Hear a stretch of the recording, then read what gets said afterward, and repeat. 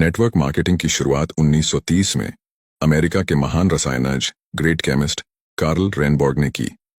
पहली बार उन्होंने खाने में आहार पूरक सप्लीमेंट के उपयोग से स्वास्थ्य में होने वाले फायदे को बताया और सप्लीमेंट पर आधारित कैलिफोर्निया विटामिन कंपनी नाम की पहली नेटवर्क मार्केटिंग कंपनी शुरू की, जहां से नेटवर्क मार्केटिंग का आरंभ हुआ और उस कैलिफोर्निया विटामिन कंपनी का नाम 1939 में बदलकर न्यूट्रालाइट रख दिया गया। भारत में नेटवर्क मार्केटिंग की शुरुआत 1995 में हुई और आज नेटवर्क मार्केटिंग इंडिया में बहुत तेजी से बढ़ रही इंडस्ट्री है। भारत सरकार ने तेजी से बढ़ रहे इस इंडस्ट्री को अपनाकर 12 सितंबर 2016 को गाइडलाइंस जारी कर दी, जिससे भारत में नेटवर्क मार्केटिंग और तेजी के साथ बढ़ी है।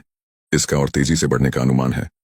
भारत सरकार की संस्था FICCI और KPMG के रिपोर्ट के अनुसार 2025 में डायरेक्ट सेलिंग भारत में 625 बिलियन करोड़ DDH की इंडस्ट्री बन जाएगी। नेटवर्क मार्केटिंग एक ऐसा व्यवसाय मॉडल है जिसमें स्वतंत्र प्रतिनिधि किसी कंपनी के उत्पाद या सेवाओं को सीधे ग्राहकों को बेचते हैं।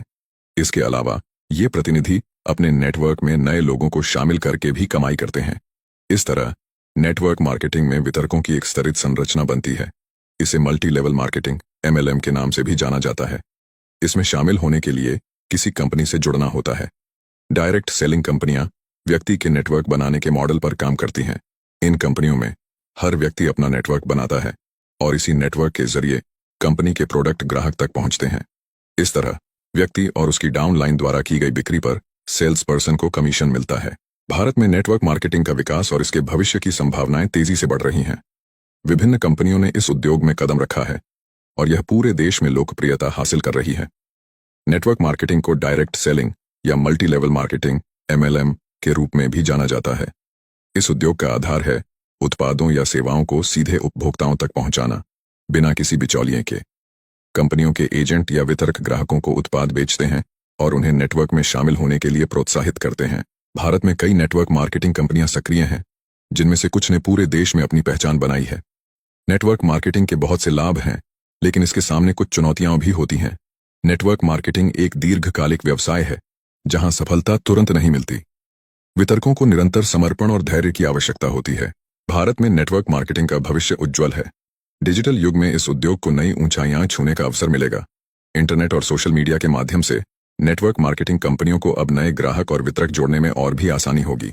साथ ही भारत सरकार द्वारा उद्यमशीलता को बढ़ावा देने के प्रयासों से भी नेटवर्क मार्केटिंग का विकास हो सकता है।